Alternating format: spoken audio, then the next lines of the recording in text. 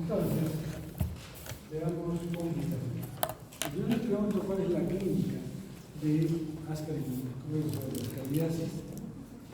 Ustedes me dicen dolor abdominal, síndrome de alergia, todo eso, pero no las complicaciones. Las complicaciones son cosas eventuales, muy raras, y se dan en condiciones muy especiales. Entonces, cada complicación tiene una clínica diferente. ¿Qué complicaciones puede haber? Hay dos tipos de complicaciones. Si las infecciones son leves, o sea, 1, 2, 3 gusanos, hasta 5, y si son, hasta 10 dicen que es leve. O si son infecciones intensas, que tienen más de 50 gusanos. Entonces las complicaciones van a ser diferentes. Si son infecciones leves, el gusano trata de salir de su hábitat, trata de buscar un orificio para escaparse. Y entonces se puede entrar al apéndice y obstruye. Entonces da un cuadro de apendicitis. Se puede ir por la ampolla de Barter, se mete a los conductos biliares, puede producir una colangitis y si avanza más, produce una absceso pulmonar. ¿Por qué? Perdón, absceso hepático. ¿Por qué? Porque lleva bacterias en el intestino, ¿no es cierto? O si se mete al conducto pancreático, ¿qué va a producir? Pancreatitis. Esas son complicaciones entonces pero a veces puedes avanzar el Ascaris por el estómago o el esófago y llega a la laringe y puede meterse a los bronquios. Entonces puede también producir una bronquiolitis. Y aún así, hay niños que vienen con molestia en la nariz y de repente está el gusanito ahí, se lo jalan y sale el gusano por la nariz. Eso también es ¿no? Entonces, estos gusanos tratan de salir. ¿Qué es lo que los estimula a salir de su ambiente? Por ejemplo, fiebre. Por ejemplo, sustancias irritantes, que ingiere ají u otras cosas. Anestésicos. A veces le ponen anestesia inhalatoria y el gusano se trata de salir y complica la operación, ¿no? Entonces, esas cosas hacen que el gusano trate de salir. Bien. Infecciones intensas. La complicación más frecuente es la obstrucción intestinal. ¿Qué significa esto? Que el paciente de pronto tiene muchos gusanos, se ovilla, se hacen como un ovillo del ano y obstruyen el pasaje del contenido intestinal. Esto es a nivel del intestino delgado, ¿no es cierto? Es donde vive el gusano. Y entonces, el intestino trata de aumentar el peristaltismo para eliminar esto. Entonces hay mucho dolor hipocólico, se contrae el intestino, no puede pasar. Y es tantas veces que hace esto, con mucho dolor, que de pronto se paraliza. Ya no tiene fuerza para seguir luchando contra la obstrucción. Y se produce, ¿qué se llama eso? Hilo paralítico mecánico, ¿no es cierto? Se produce un hilo paralítico mecánico. Entonces ya hay silencio intestinal, ya no hay ruidos, pero el dolor es más intenso, ya no pólipo, sino permanente. Y no hay eliminación ni de heces ni de gases. Esa es la característica, no puede eliminar ni heces ni gases. Porque al principio podía haber diarrea, pero ya ahora nada. Entonces, esto es un problema serio. Hay dos posibilidades de actuar a este nivel. Primero, se le puede dar una droga que se llama piperacina. La piperacina produce parálisis flácida del gusano. Entonces, al ocurrir los flácidos, puede ser que se disoville y puede eliminarse. Pero esto se hace pasando pues una hora de obstrucción, no más, o durante el proceso de obstrucción. Entonces eso puede ayudar. Pero si ya no pasa con la piperacina, siguen las molestias, ese paciente ¿a dónde tiene que ir? Así de simple. Si no va a cirugía, este niño necrosa el intestino, hace peritonitis y se muere. Entonces es la responsabilidad de ustedes evaluar, tener criterio para ver hasta cuándo lo pueden tener, o porque no le van a dar antiespasmódicos, porque está con todo lo peor, ¿no es cierto? Entonces nada, hay que darle piperacina y si no, cirugía. ¿Listo? Eso es la complicación. Entonces miren, este niño con confusión, el pánico,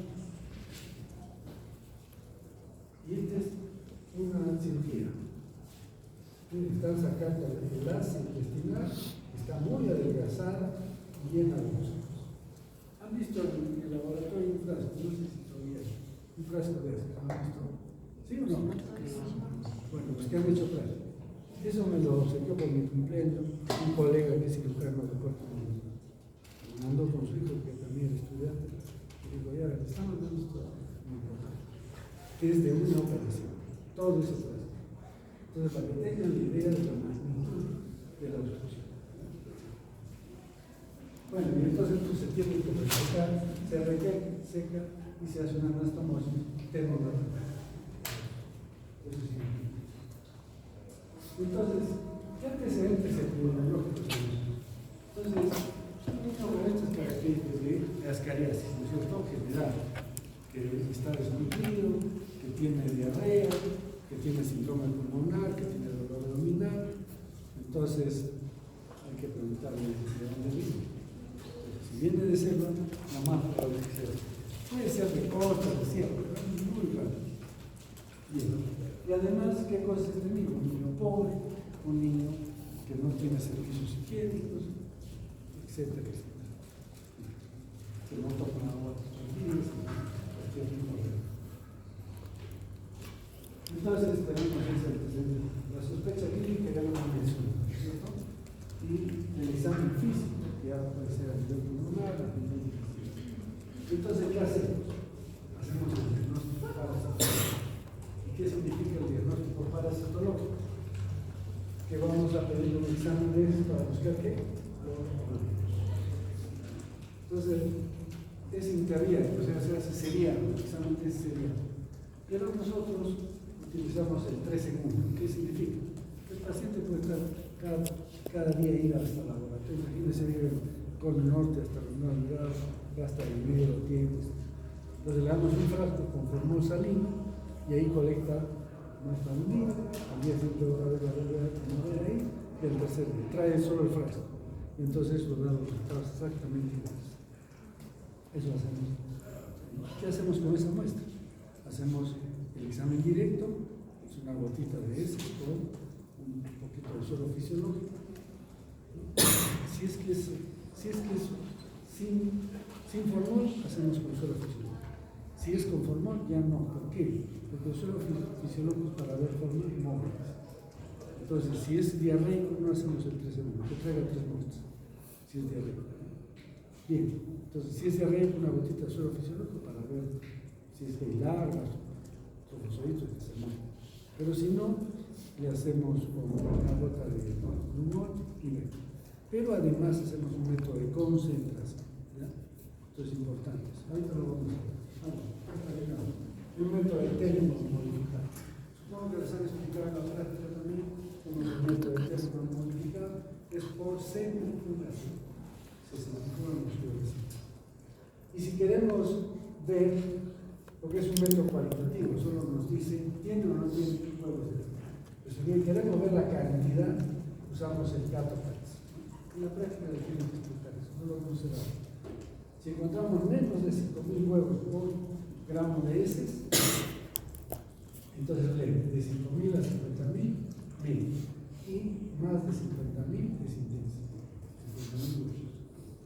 Entonces, de esa manera, hacemos la intensidad. La intensidad no le sirve al clínico, ¿sabes? Al clínico le da igual si es intensa, leve, le da otra cosa. Pero desde el punto de vista epidemiológico, sí. Y hay dos conceptos que ustedes tienen que saber. Uno es la distribución binomial negativa. La distribución binomial negativa es un término de salud pública, que significa que en una población fundamentalmente hay dos tipos de infecciones, leves e intensas. ¿Ya? Y entonces, las infecciones leves son la mayoría, y las infecciones intensas son muy pocos que tienen infección. Pero ¿quiénes mantienen la infección en la población? Los que tienen infecciones intensas. Entonces lo llama distribución binomial, dos, intensas leves, y negativa, porque los que tienen más no transmiten enfermedad. O sea, los que son más, pero tienen infecciones leves. Pero los que son menos, pero tienen infecciones intensas, sí transmiten. Y otro concepto que se me ha pasado es la premonición. ¿Qué cosa es la premonición? es un tipo de inmunidad temporal y parcial. Eso les he explicado. ¿Sí? Bueno, entonces, es temporal, ¿por qué? Porque solo sirve, mejor dicho, solo hay inmunidad y entonces uno tiene parásitos adultos. Entonces los nuevos que quieren entrar ya no entran. Y si a esa persona le damos tratamiento o se va a otro sitio, deja la infección, se vuelve a infectar, por eso es temporal. Y parcial porque solo afecta contra las larvas, no contra los adultos. ¿Sí? Entonces, la pregunta. Tienes que venir temprano. No es necesario, así. Bien, y nos tomamos una radiografía que vamos a ver, baja visualización, y hacemos un hemograma global eosinofílica moderada, 10% más o menos. Eso es entonces la epidemiología. ¿Qué tenemos? Costa, siempre es selva. En costa, perdón, en selva, 50%, a veces 60% de ingresos. Sobre todo en muy feo. En sierra menos del 10%, en costa menos del 5%. ¿Por qué será? ¿Qué dice? ¿Cuánto crees que será en Arequipa? ¿Arequipa qué es? ¿Costa, sierra? 3%. Tienen las tres, ¿no? En costa, medio, sierra, la parte de Chihuahua, ¿no? Y selva. ¿Cuánto crees que es la prevalencia en Arequipa? Digo que menos del 3%. Sí, es menos del 1%, porque no hay condiciones para que se desarrolle. Entonces, ¿cuáles son los factores más importantes? El fecalismo, más importante. Hábitos. Les pregunté cuánto es la prevalencia de Miami. ¿Cuánto será? Miami es zona tropical, ¿no? Sí. Súper tropical. Eso era pantanos. Miami era una zona pantanosa. Hasta ahora hay cocodrilos. Una vez estaba en casa de un amigo y desde el laguito se estaba entrando a la casa de un lagarto. Entonces es zona tropical. ¿Cuánto creen que es la prevalencia en Miami? 0, porque nadie defeca en la calle, ¿no? En el suelo. Entonces eso es lo más importante. Hábitos, consumir agua hervida o agua cruda, si no se lavan los alimentos o no se lavan eso. Esto es propio de la gente. Ignorancia del problema, la gente no sabe cómo se adquiere esta enfermedad. Las abuelitas decían, no comas pan con agua, con azúcar, porque te va a dar un gusanero. Entonces no sabe. Si no sabe, no puede prevenir. ¿Cierto? Y factores del parásito nos genera un año. ¿Coloca cuántos? 200.000 huevos por gusano. Y estos huevos que resisten el invierno. Todo eso hace que existe esta enfermedad. Y la profilaxis ya hacemos. ¿Cómo hacemos la profilaxis? ¿Cómo evitamos? Recuerden que es diferente profilaxis que control. La profilaxis va contra mecanismos de infección. Y el control contra los mecanismos de transmisión. Entonces, ya sabemos, lavarnos las manos. ¿Qué más? Lavar las verduras, hoja por hoja. Ese cuento que se dice que una gotita de yodo, una gotita de lejía en el agua y se lava las verduras lo suficiente, puede funcionar para virus, para parásitos no les sirve. Los huevos no les sirve. Entonces, ¿cómo tiene que lavar las verduras? Hoja por hoja y ancho. Lo cual no sucede en todos lados. Sale de la casa, se puede tomar agua libre. Y el control, ¿cómo lo hacemos? Controlar el fecalismo. Porque en selva las casas están una por acá, la otra por allá, no se puede organizar. Entonces hay que usar la educación, es importante, pero la educación sola no funciona. Y el tratamiento masivo. ¿Qué quiere decir tratamiento masivo? Que cada 3 meses le damos una pastillita del medicamento que funciona para esto y otros para estos más de salud. Esto lo idearon los japoneses. Los japoneses, después de la guerra, ¿cómo estuvieron? Sí, ¿cierto? Y entonces dijeron, tenemos que ser nuevamente una potencia. Y llamaron a sus economistas, ¿qué necesitan? Ellos dijeron, trabajo, tienen que trabajar ahí para hacer riqueza. Y entonces, pero no pueden trabajar porque están enfermos. Zona tropical también está pobre. Y entonces, ya. Entonces, dijeron, llamaron a los epidemiólogos, ¿qué podemos hacer? Construcción de letrinas, lavado de manos, etc. ¿Y en cuánto tiempo vamos a estar ya aptos para trabajar? 10 años, eso no sé, tiene que ser ya. Entonces llamaron a los farmacéuticos y a los farmacéuticos les pidieron que hagan un medicamento que sea de amplio espectro, que mate a varios de estos gusanos, que no tenga efectos indeseables importantes, que sea una misma dosis para niños y para niños, que sea barato y que sea fácil de administrar, o sea, nada de inyecciones, nada de. Entonces crean los medicamentos básicos, producían medicamentos en bolsas, sin cajita, en las bolsas, y entonces comienzan a repartir por todo el país. Y cada personal de salud iba casa por casa. El japonés estaba en la boca con su pastilla y su vaso de agua. No, que me lo voy a tomar después, no, obligatorio. Y en un año se bajó a la mitad la prevalencia, y en 2 años ya no iba a flotar. Eso es tratamiento masivo. ¿Listo? Entonces se pueden usar en salud.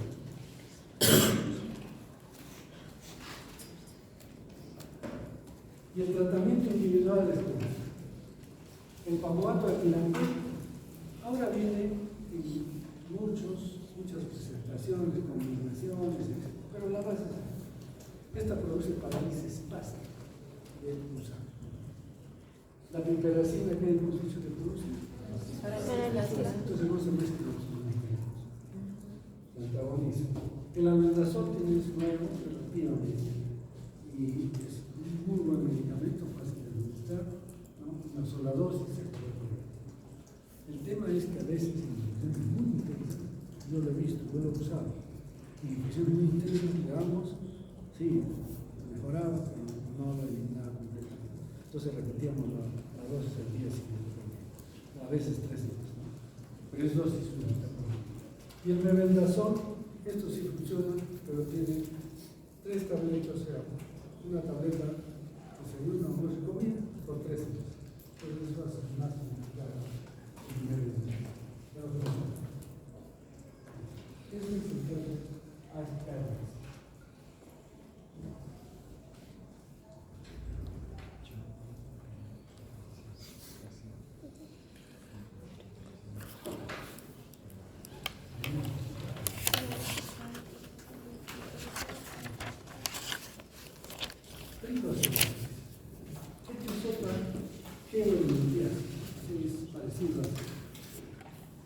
¿Qué significará trigo? ¿Tres? Cabello. Y céfalo. Entonces, toda la parte cefálica del gusano es como un cabello, muy delgado. Por eso se llama así cefálicos. Pero tienes el agente biológico de esta enfermedad es el churi, pero también es trichocéfalo, de ahí viene el trichocéfalo, con el CH, que se pronuncia trichocéfalo. Entonces, esta es una geoemintiasis. Es una geoemintiasis. Esto está en la tierra siempre. Si no es el suelo, y del intestino grueso, ya no es del intestino grueso. Y se caracteriza por anemia y síndrome díselo. También es igual, ya es el que fue lo mismo que tiene acá. Entonces vamos a ver cómo se funciona. Entonces ustedes van a ver, esta es una muspa y esta es un machito. ¿Qué diferencia hay? Hay dimorfismo sexual, entonces, ¿cierto? Entonces, esta es la parte gruesa, que es 2/5 partes. Y las 3/5 partes,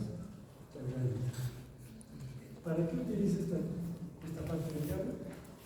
Para meterse dentro de la mucosa. Toda la parte delgada se mete en la mucosa del intestino grueso.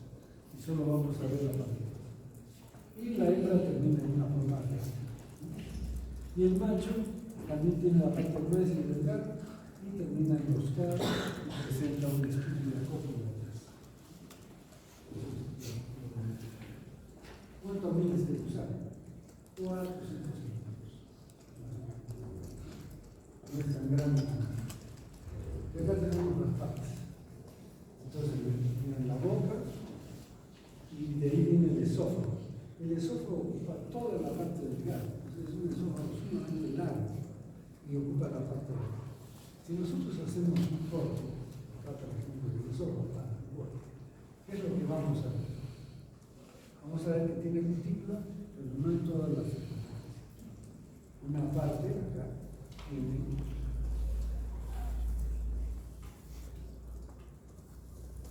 unas células.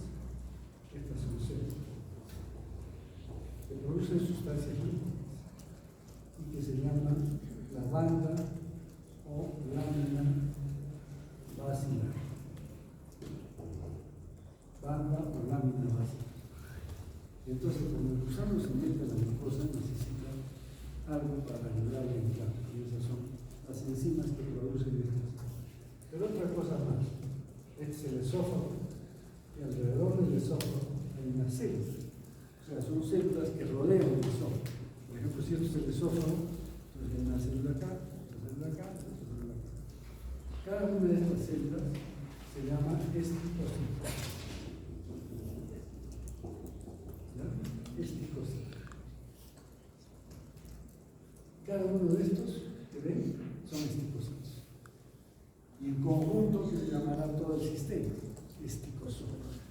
¿Y para qué sirve el esticosoma? También producen enzimas líquidas que se van más bien dentro del esófago. ¿Listo? Entonces, este sistema tiene todos los elementos para penetrar la mucosa. Bien. Entonces ya hemos visto toda la parte interna. Y miren, entonces el esófago continúa en el intestino, que en la hembra termina en un orificio anal.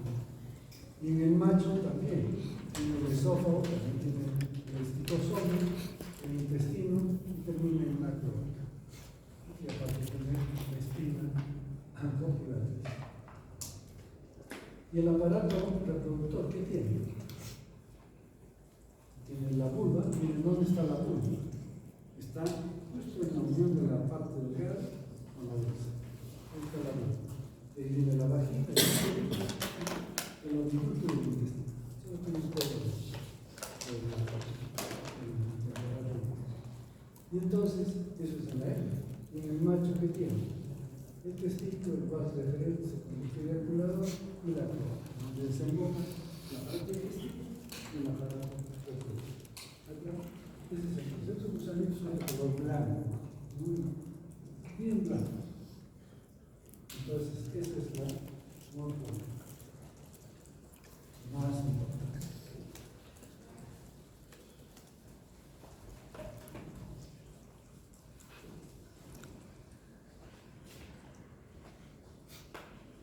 Y estos son los huevecitos. Muy bonitos. Ustedes van a ver un huevo de Ticocelo, nunca más se lo van a ver. Porque es muy diferente. Un huevo de Ascaris no es tan fácil de distinguir.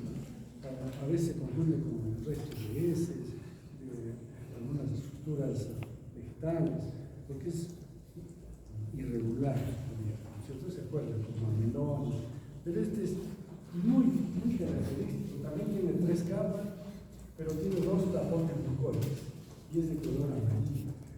Entonces uno rápidamente en el microscopio se da cuenta de estos huevos. Mide un poco menos, 40 micras, 45 micras, más chico que el de Ascaris, pero tiene 2 tapones bucólicos. Y en el centro, ¿qué cosa tiene? Una masa mineral. Todo es una masa. Entonces, esta es la característica de ¿cómo es el ciclo? El ciclo es bastante sencillo. Entonces, la localización de este gusano, hemos dicho, intestino, ¿está libre? No, está fijo, no es como Ascaris que está libre.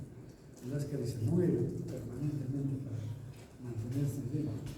Por eso el tratamiento para ascaris es paralizar, nada más. Ya el peristaltismo se encarga de eliminar. Pero acá, no. Bueno, entonces la hembra está fecundada y va a colocar huevos. Estos huevecillos que salen son huevos no embrionados con una masa embrionada. ¿Cuál es el mecanismo de transmisión? 6 años. Entonces caen al suelo y ¿qué necesitan del suelo? Suelo arcilloso, temperatura, humedad y sol. En esas condiciones, 15 a 30 días se va a formar a partir de una masa embrionaria que se va a formar una lámpara. Entonces dentro del huevo va a tener una lámpara. ¿Y cuál es el estadio infeccioso? Huevo con larva. ¿Cuál es el estadio infeccioso? Huevo con larva. Y entonces, ya está, el huevo con larva. ¿Y cómo va a entrar a la persona? ¿Cuál es el mecanismo de infección? Ese es el mecanismo. Entonces este huevo con larva va a venir y llega al intestino delgado. En el intestino delgado salen los tapones mucoides y la larvita sale de ahí. ¿Y dónde va a desarrollar? Ascaris, ¿dónde desarrollaron las larvas? Acá no. Se meten a las criptas de hierro, antes comen y ahí se alimentan de células, de músculos y se convierten en larva 3, larva 2, larva 3, larva 4.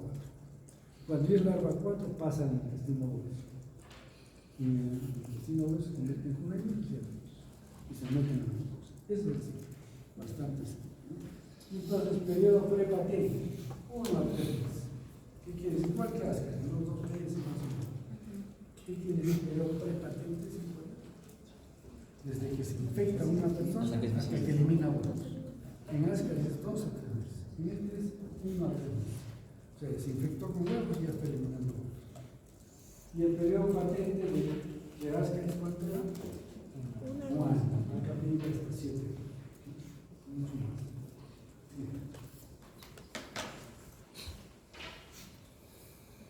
Entonces, ¿qué daño va a causar este gusano? Daño exportatriz. Va a sustraer qué cosa. En el intestino grueso habrá nutrientes, alimentos. Entonces, ¿qué alimenta? Sangre. Entonces, hay un daño exfoliatriz, pero ya no como en ascaris, que es la sustracción de alimentos.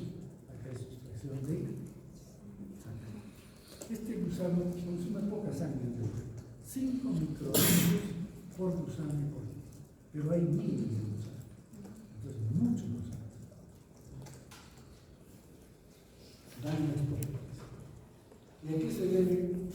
Bueno, las larvas del mismo cuarto, hemos puesto daños por el consumo, porque tienen que alimentarse. Entonces, está en el intestino delgado, en las criptas, se alimentan del mundo. Es casi insignificante el daño que causa el adulto. Pero el adulto sí causa daño. ¿Por qué? Porque causa daño a la familia. Todo eso es la parte gruesa. La parte gruesa está metida en todo. Entonces, el daño traumático, daño exportatriz, sustracción de sangre. Tóxico alérgico, claro, está metido en la mucosa, es tejido, es un cuerpo extraño. Y por lo tanto, el daño inflamatorio. Se inflama la mucosa del intestino grueso. Entonces, la colonoscopía, ¿cuáles son los síntomas? En infecciones leves, menos de 800 gusanos, prácticamente es asintomático. Uno le hace exámenes por cualquier motivo, encuentra huevos, siempre no tiene nada. Pero si es más gusanos, entonces ya tenemos el síndrome disectivo. ¿Cómo es un síndrome disectivo? Dolor abdominal, deposiciones con moco, sangre, pus, tenesmo, ¿cierto? Entonces el pus es el esfuerzo que hace para defecar y ¿qué defeca? Moco y sangre. ¿Y el tenesmo qué es? Es tenesmo rectal, porque también hay tenesmo vesical. Entonces tiene ganas de ir al baño y no hace nada más que moco y sangre. ¿Por qué? Porque toda la ampolla rectal está inflamada. Y entonces hay terminaciones nerviosas que nos dicen, está ocupada la polla rectal, entonces tienes que ir al baño. En este caso, esas terminaciones nerviosas se irritan sin tener nada. Y llega al cerebro y nos indica que vamos a hacer. Ese es el tener. Y entonces ese es el síndrome de disentería. Antiguamente le decían disentería, no la disentería. No se llamaba síndrome de disentería. Pero además tiene otras manifestaciones, anemia, sobre todo si hay infecciones intensas, y además hay otros gusanos más, como vamos a ver en un momento. Entonces, anemia. ¿Cómo sabemos que hay anemia en un paciente? Palidez de piel, si a un negrito como le van a ver palidez de piel, no hay palidez, no se ve. Entonces hay que verlo, palidez de piel. ¿Qué más? Sensación de sueño, manos, mucho trabajar, etc. Se duele. Y hay manifestaciones, taquicardia, también hay. Pero hay unos síntomas interesantes. Estos presentan pica o geofagia. O sea, están comiendo tierra. Los niños con anemia comen tierra. Es igual que los pacientes con Addison, enfermedades son que comen. ¿Sabes? ¿No? Se agarran en la pared de su cama y comienzan a comerse las. Entonces, ¿qué se llama? Eso es geofagia. Ya si infecciones crónicas, vamos a encontrar por ejemplo irritabilidad, desnutrición, pero de salida tampoco,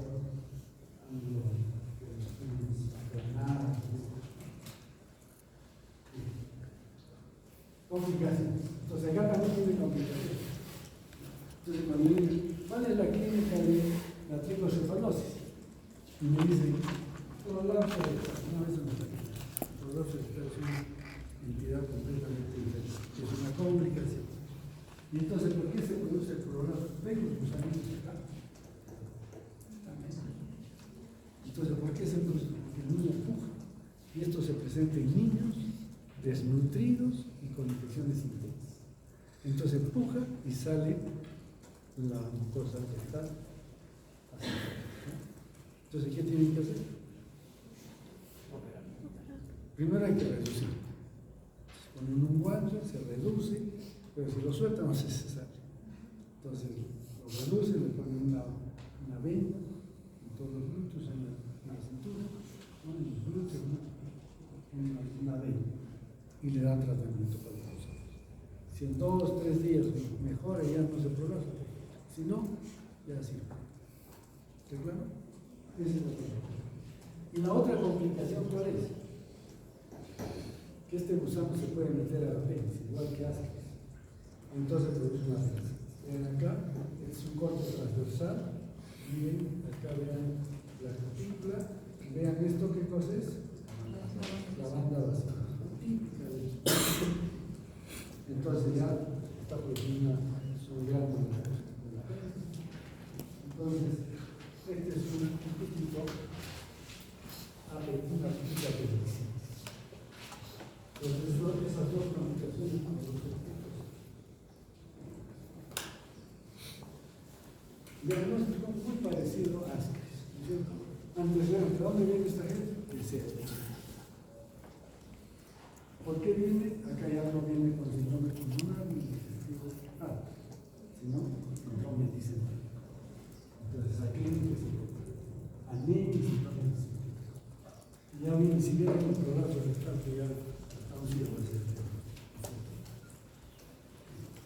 Entonces, eso es todo. Y el examen de eso es exactamente igual que hace el método de Telemann y el método de Kato-Kato, si quiero saber cuantitativo.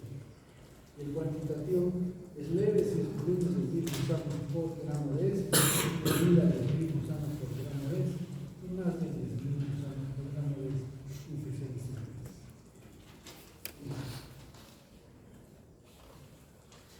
Esta es una colonoscopia, vean el gusano, que toda la parte gruesa es la que se mide. La parte delgada no se ve porque está dentro de nosotros.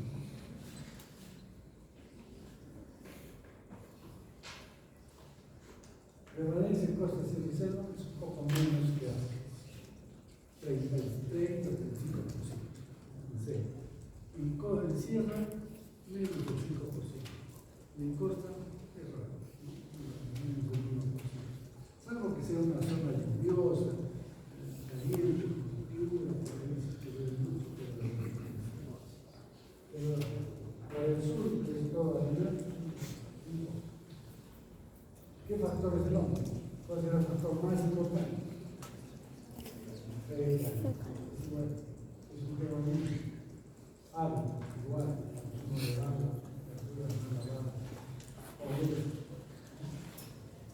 ignorancia por factores del carácter, no que 3 años o más, 7 años. Con imposición, 10.000 huevos por gusano por día. ¿Cuándo dijimos en Ascaris? Pero en Ascaris máximo tenemos 50, 50.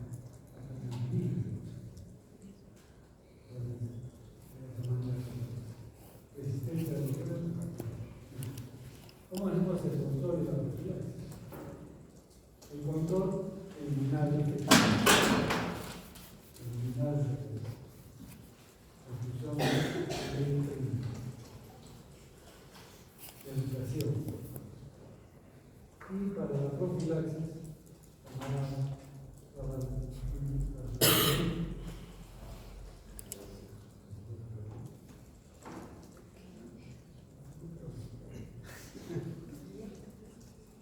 la base, ¿no? Entonces quiero que diferencien bien lo que es profilaxis y control. Si ustedes van a trabajar a Puerto Maldonado, ¿cuál es lo primero? Yo no quiero tener estos gusanos, ¿no es cierto?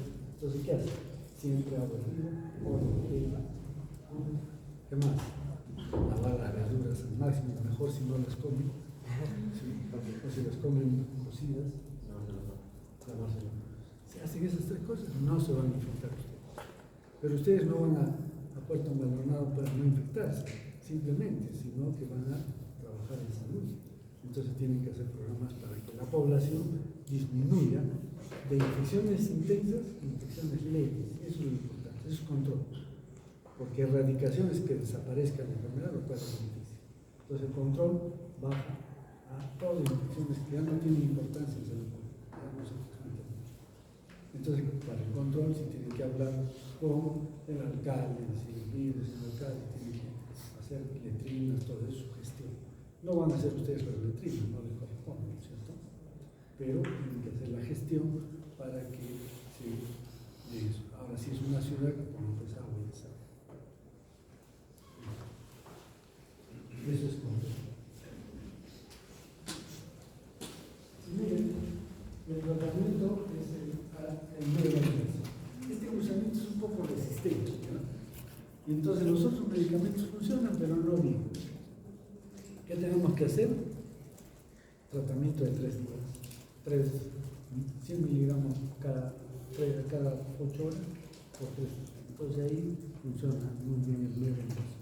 Por lo tanto, el tratamiento masivo disminuye un poquito el efecto, pero no sirve mucho el tratamiento masivo. ¿Listo? Entonces, eso es importante.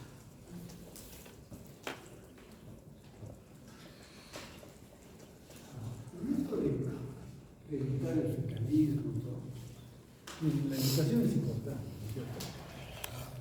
Pero tiene que ir de la mano con construcción de letrinas y otros sistemas. Si no, no funciona. Los de Cayetano Heredia hicieron un estudio en una comunidad nativa, una comunidad poco occidentalizada. Hace muchos años. Y entonces encontraron prevalencias bajas de estas parasitosis. O sea, no estaban en relación al resto de los secos. Bueno, publicaron eso. Después de 10 años, se ocurrió, vamos a ver qué ha pasado con esta comunidad. Y fueron nuevamente de esa comunidad. Y otra vez hicieron examen de esas. No, todos enfermos como en todo el resto de la población. O sea, 60%, 50%, todos los. Entonces comenzaron a hacer el estudio, ¿por qué? ¿Y qué encontramos? La única diferencia que había es que el Ministerio de Educación envió un profesor para que los eduque. Un profesor que se fue con su familia, hizo su choza por ahí y ahí vivía con ellos. Pero no quiso aceptar las costumbres ancestrales.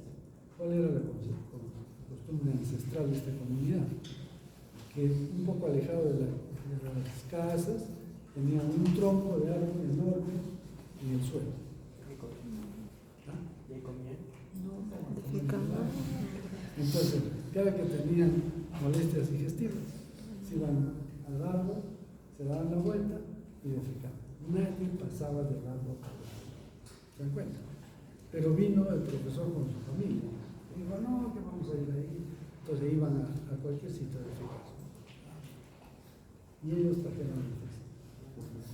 Y entonces hicieron los estudios del suelo, buscaron huevos, todos los huevos estaban diseminados por donde circulaba la familia del profesor. O sea, el profesor que debía llevar educación, más bien llevaba que aumenta la enfermedad. Lo importante es conocer las costumbres ancestrales. Muy bien. Entonces, seguimos, ¿no?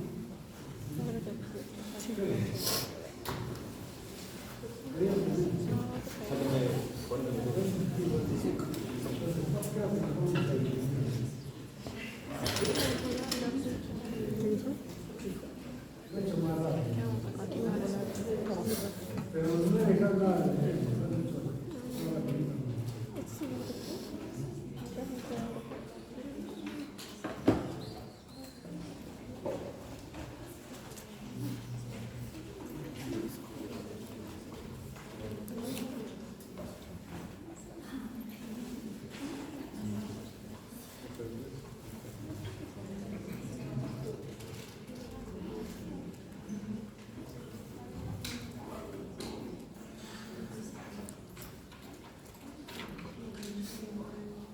Bien, vamos a seguir con otra que se llama ancilostomía, o también se llama uncinaria.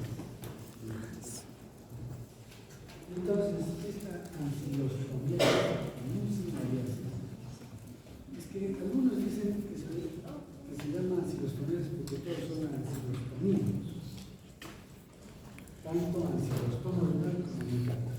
Entonces, por lo tanto, como es de dos parásitos que causan esta enfermedad, pues dicen ancilostomías, porque los dos son ancilostomíos. Pero son dos especies diferentes, ancilostoma renal. Entonces, cuando yo hablo de ancilostomías, se puede pensar que solo se trata de ancilostoma renal. Entonces, cuando se habla de los dos, ya decimos de uncinaria, ¿no? Bien, es una geomentitis también.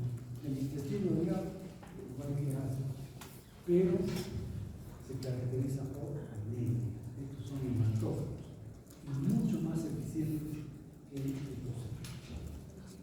Síntomas pulmonares y digestivos. ¿Qué significa? ¿Qué significa su ciclo? ¿Cómo es? Hace ciclo, ¿no es cierto? Y es principalmente por la piel, pero también está por el globo. Los gusanitos ya no son de 25 centímetros, ya no son de 5, son de 1 centímetro. Color blanquecino y que miden 1 centímetro en promedio. Ancilostoma, un poquito más grande que el macho. Y las hembras, un poquito más grande que el macho. Pero en promedio, para que ustedes si quieren, que sea de 1 centímetro, ¿ya? Blanquecinos y 1 centímetro.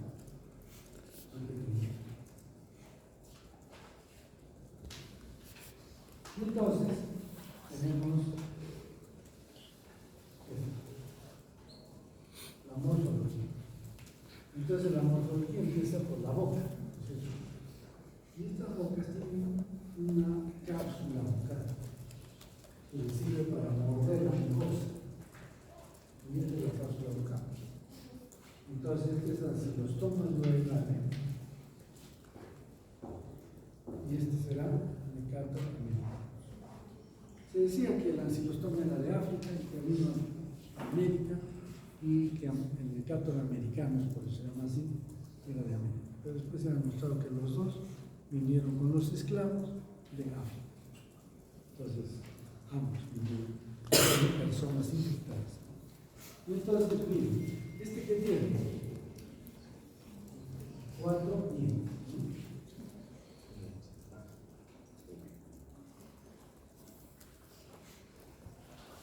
4 y acá que tiene 2 placas cortas.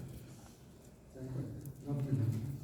Entonces ya encontramos una diferencia en la cápsula vocal. Ancilostoma ya sea hembra o macho, tiene su cápsula vocal con 4 y me encanta la placa. De ahí viene un esófago. Este esófago es sumamente importante porque tiene así, un esófago así, después tiene un estrangulamiento y después más aquí. Pero este tiene un esófago muscular, sumamente grueso, con mucha musculatura. El esófago entonces le permite succionar sangre, es como una boca, desde la cápsula y el esófago muscular. Y este esófago muscular se ayuda de qué? Que produce enzimas anticoagulantes. Entonces produce sustancias anticoagulantes que son muy potentes. La industria farmacéutica ha tratado de sintetizar estas moléculas de estas enzimas para usarlas como medicamentos. No se integra pero son muy potentes. Entonces, pasa estas enzimas anticoagulantes, como han mordido la mucosa sangre, y con el esófago succiona. Es un sistema muy eficiente para succionar sangre. Entonces, eso es eso. Después, el esófago que viene, el intestino que termina en una cloaca, que es el machito, y la hembra en la región. Aparte de eso, tiene que la vulva. ¿Dónde está la vulva? Aquí. La vagina y la vulva están acá. 2 tercios posteriores, la unión de los 2 tercios anteriores con el tercio posterior. Ahí se encuentra la vulva. Y de ahí continúa la vagina, el ovario, el útero, etc. Entonces tiene la práctica. Y un macho tiene el testículo, el cerebro, el explorador, tiene la bolsa copulatriz, cuando está la próstata y sale junto con el contenido intestinal. Pero además, en la punta, si se dan cuenta, la hembra también en punta, pero el macho no. Acá incluso también el macho. Este, por ejemplo, es un gato. Ahí vamos a ver. Entonces, la punta, la terminación de estos adultos es importante. Por ejemplo, este es de un macho, ¿no?, de ancilostoma y termina en una estructura que se llama bolsa o bursa. Bolsa también es bolsa. Bolsa copulatriz, que es en forma de campana, tiene digitaciones.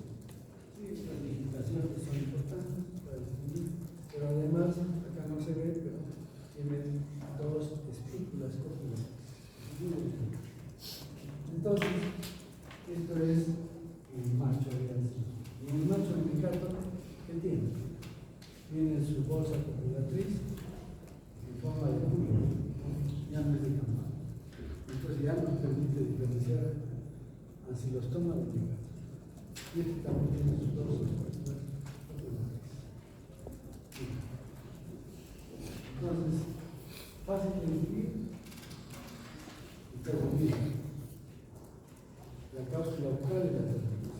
Y en las hembras terminan en punta. Pero ¿cómo diferencio en el caso del ancilostoma y mecato? Lo que pasa es que los 2 terminan en punta, pero el ancilostoma presenta una espina, una pestaña en el extremo de la lengua. Solo el mecato no tiene. Entonces, miren, acá tenemos todo de arriba es el ancilostoma vulnar.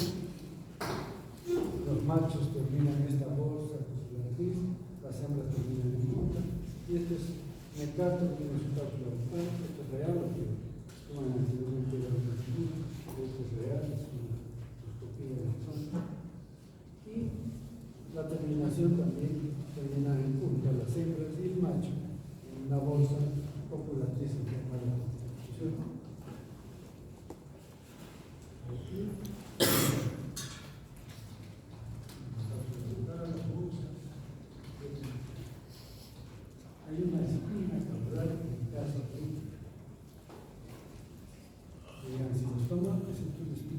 la vamos a ver en este.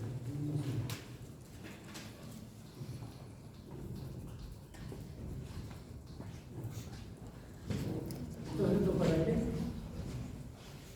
Esto después será. Acá tiene los dientes, entonces es ansiedad. Y este es el esófago, músculo. Con eso funciona.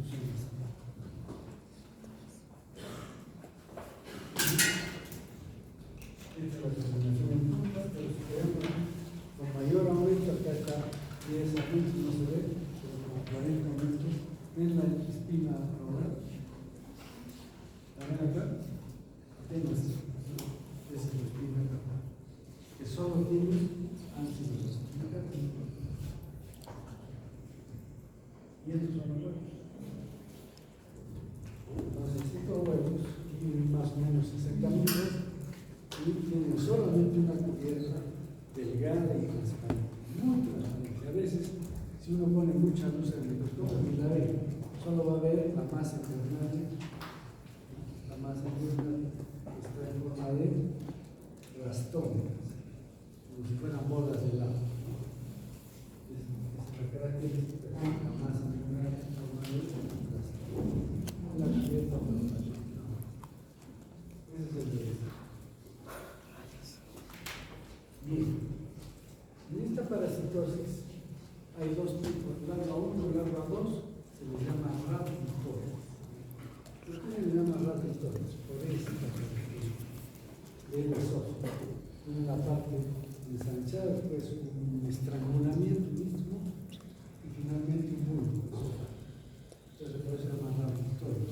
Porque hay unos gusanos rapitis que tienen este esófago. Por eso dicen que estas larvas se parecen a rapitis. ¿Qué características tienen estas larvas raptores?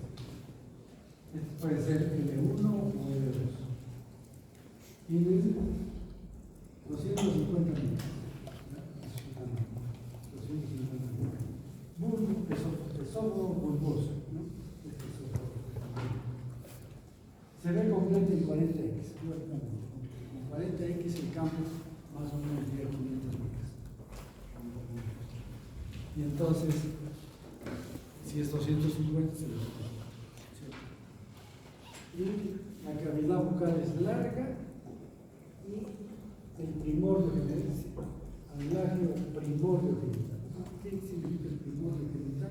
Son células que van a dar origen al aparato reproductor, porque las larvas no tienen aparato reproductor todavía. Entonces, este es minúsculo, y se ve, aquí se ve.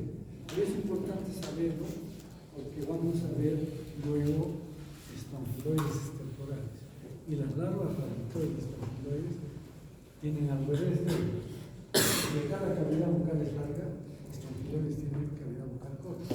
Y más bien el primordio genital muy grande. Pero acá estamos todavía en lucidar. Entonces, conforme consultamos. Y acá es la larva 3. La larva 3 es la filariforme. Se llama así filariforme. Ya es larga, tiene el esófago corto y termina en una punta muy aguda. Pero además, como está acá en la figura, tiene una vaina. O sea, la larva tiene una vaina, tiene una cápsula por fuera. Así, exagerando. Que también termina en una punta muy aguda y le vuelve a todos lados. Esta cápsula hace que el gusano esté ahí dentro, pero ya no puede alimentarse. Entonces tiene que ser infeccioso, tiene que infectar en 30 o 40 días. Si pasa ese tiempo, se agotan sus reservas. Entonces, pero es una vaina transparente que se puede ver fácilmente. Bien. Entonces el esófago es uniforme, corto. No llegamos a la escuela, se ve completamente en 10 ya no puede. ¿Por qué? Porque tiene más de 30. Entonces ya no se le ve completo. El 10X termina en punta y en el infeccioso.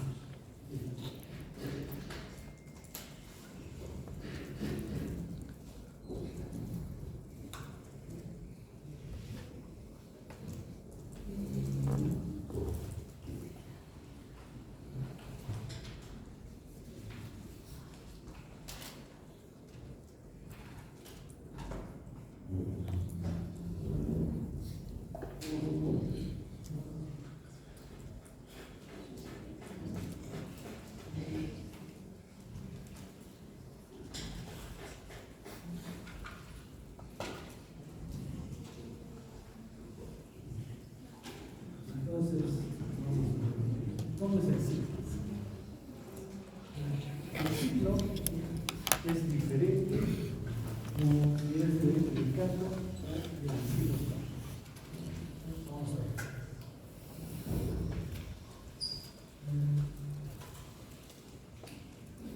Ambos viven en el intestino. ¿Cómo están? Fijos, moviendo.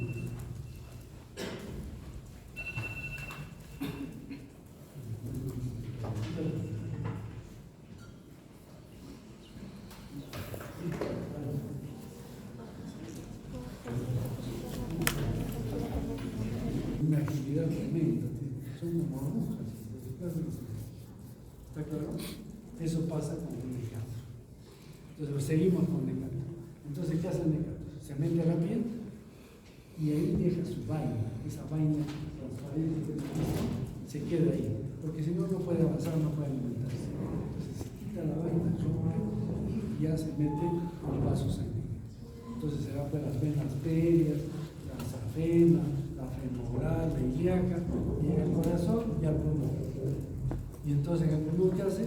Pasa de los capilares al alveolo. O sea, hace ciclo de, pese a que no va por el intestino, pero hace ciclo de luz. Para el ciclo de luz lo importante es que pase de la sangre a la respiración, al parénquima. Entonces pasa y ahí en el pulmón hace una muda de gas. Se convierte en larva 4, se queda larva 3, se convierte en larva 4, deja su pupila y avanza hasta el aparato digestivo y llega al intestino, se convierte en larva. ¿Ya? Eso es Nicato. Entonces fue una maravilla. Pero en ancilostoma antes se creía que era papilla, pero se ha hecho estudios y se ha demostrado que el ancilostoma entra principalmente, digamos un 80% por vía oral. ¿Cómo? A través del agua, de los alimentos o de la madera, ¿no? Entonces se lo lleva a la boca. Y cuando llega al aparato digestivo, al intestino delgado, también tiene que dejar su baño. Entonces, ¿qué hace? Se mete a la mucosa del intestino delgado. Por unos días, algunos dicen que puede estar latente por varios días, otros dicen que no.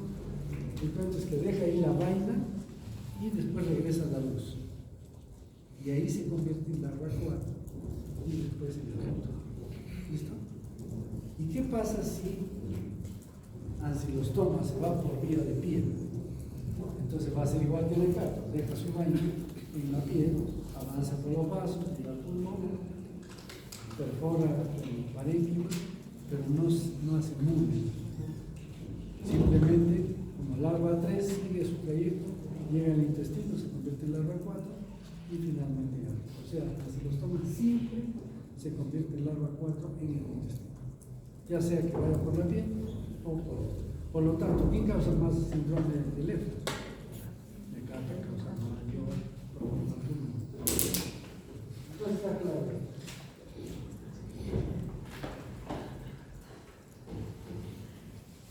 Bien, entonces, ¿cuál es la patogenia de las manifestaciones que puede dar? Entonces, las larvas van a causar daño en dónde? En la piel, ¿no es cierto? Entonces, miren cómo entra por la piel, deja su daño y produce un daño destructivo. ¿Qué dice? ¿Qué dice? Ahí estamos viendo el tamaño de la larva. ¿Cuánto mide?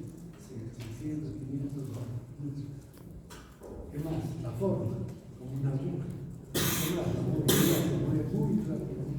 En sí, también produce en sí rápido. El número, que más largo, mayor daño. ¿Qué daño da? Destructivo, un adentro, sustancias extrañas, a la piel, desencadenan un proceso inmunológico e inflamatorio. Por ejemplo, miren, entonces miren, esto no es verdad, sino es la vena inflamada por la presencia de la vaina, por la presencia de la larva, etc.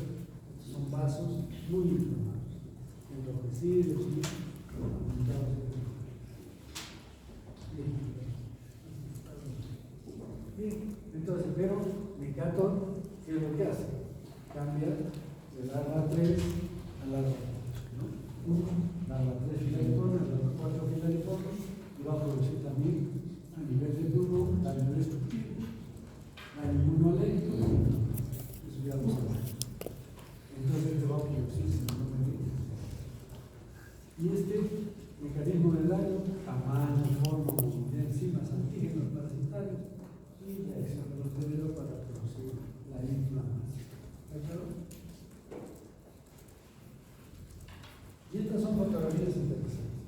y una necrosia intestinal.